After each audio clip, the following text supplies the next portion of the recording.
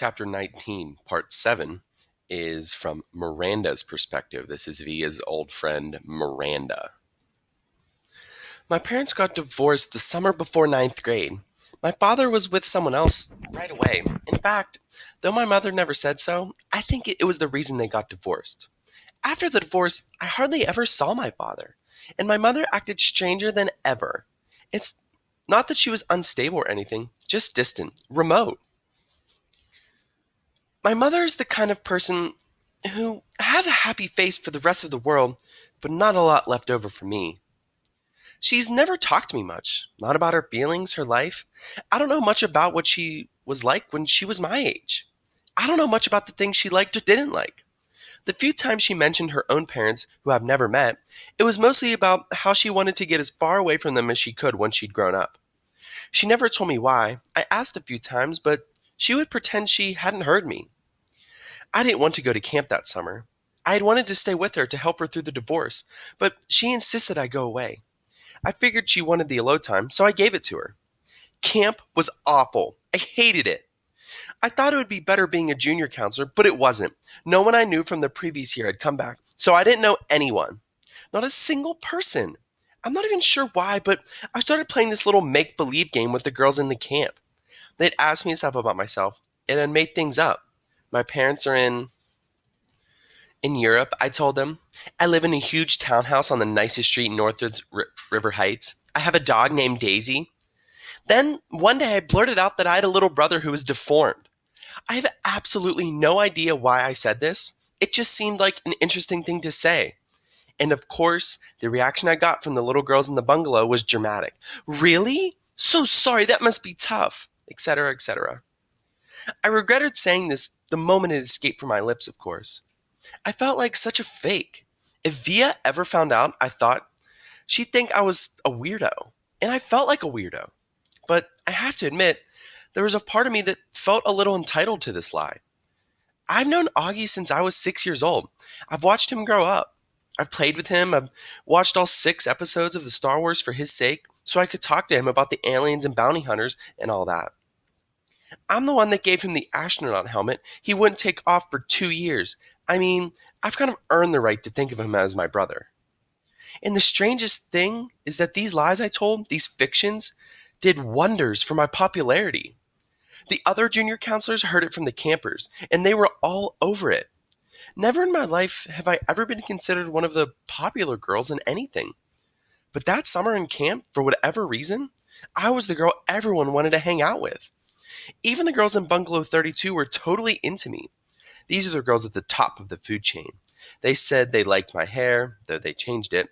They said they liked the way I did my makeup, though they changed that too. They showed me how to turn my t-shirts into halter tops. We smoked, we snuck out late at night, and took the path through the woods to the boys' camp. We hung out with boys. When I got home from camp, I called Ella right away to make plans with her. I don't know why I didn't call Via. I guess I just didn't feel like talking about stuff with her. She would have asked me about my parents, about camp. Ella never really asked me about things. She was an easier friend to have in that way. She wasn't serious like Via. She was fun. She thought it was cool when I dyed my hair pink. She wanted to hear about all those trips through the woods late at night. I hardly saw Via at school this year, and when I did, it was awkward. I felt like she was judging me. I knew she didn't like my new look. I knew she didn't like my group of friends. I didn't much like hers. We never actually argued, we just drifted away. Ella and I badmouthed her to each other. She's such a prude. She's so this, she's so that. We knew we were being mean, but it was easier to ice her out if we pretended she had done something to us. The truth is, she hadn't changed at all. We had. We'd become these other people, and she was still the same person she'd always been.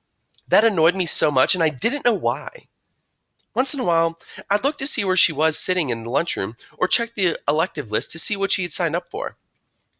But except for a few nods in the hallway and an occasional hello, we never really spoke to each other. I noticed Justin about halfway through the school year. I hadn't noticed him at all before then, other than that he was the skinny, cutish dude with the thick glasses and longest hair who carried a violin everywhere. Then one day, I saw him in front of the school with his arms around Via. "So Via has a boyfriend," I said to Ella, kind of mocking. I don't know why it surprised me that she'd have a boyfriend. Out of the three of us, she was totally the prettiest. Blue eyes, long, wavy, dark hair. But she just never acted like she was at all interested in boys. She acted like she was too smart for that kind of stuff. I had a boyfriend too, a guy named Zach. When I told him I was choosing the theater elective, he shook his head and said, "Careful, don't turn into a drama geek." Not the most sympathetic dude in the world, but very cute, very high up on the totem pole, a varsity jock. I wasn't planning on taking theater at first. Then I saw Via's name on the sign up sheet and just wrote my name down on the other list. I don't even know why. We managed to avoid one another throughout most of the semester. Like we didn't even know each other. Then one day, I got to theater class a little early, and Davenport asked me to run off the additional copies of the play he was planning on having us do for the spring production, The Elephant Man. I'd heard about it, but I didn't really know what it was about. So I started skimming through the pages while I was waiting for the Xerox machine. It was about a man who lived more than 100 years ago named John Merrick, who was terribly deformed. "We can't do this play, Mr. D," I told him when I got back to class, and I told him why. "My little brother has a birth defect and has a deformed face, and this play would hit too close to home." He seemed annoyed and a little unsympathetic, but I kind of said that my parents would have a real issue with the school doing this play. So anyway, he ended up switching to our town. I think I went for the role as Emily Gibbs because I knew Via was going up for it too. It never occurred to me that I'd beat her for the role. One of the things I miss most about Via's friendship is her family. I loved her mom and dad. They were always so welcoming and nice to me. I knew they loved their kids more than anything. I always felt safe around them, safer than anywhere else in the world. How pathetic that I felt safer in someone else's house than in my own, right? And of course, I loved Augie. I was never afraid of him, even when I was little. I had friends that couldn't believe I'd ever over to Via's house. "His face creeps me out," they say. "You're stupid," I'd tell them. "Augie's face isn't so bad once you get used to it." I called Via's house once just to say hello to Augie. Maybe part of me was hoping Via would answer. I don't know. "Hey, Major Tom," I said, using my nickname for him. "Miranda!" He sounded so happy to hear my voice, it actually kind of took me by surprise. "I'm going to a regular school now," he told me excitedly. "Really? Wow!" I said, totally shocked. I guess I never thought he'd go to a regular school. His parents have always been so protective of him. I guess I thought he'd always be that little kid in the astronaut helmet I gave him. Talking to him, I could tell he had no idea that Bea and I weren't close anymore. "It's different in high school," I explained to him. "You end up hanging out with loads of different people." "I have some friends in my new school," he told me. "A kid named Jack and a girl named Summer." "That's awesome, Augie," I said.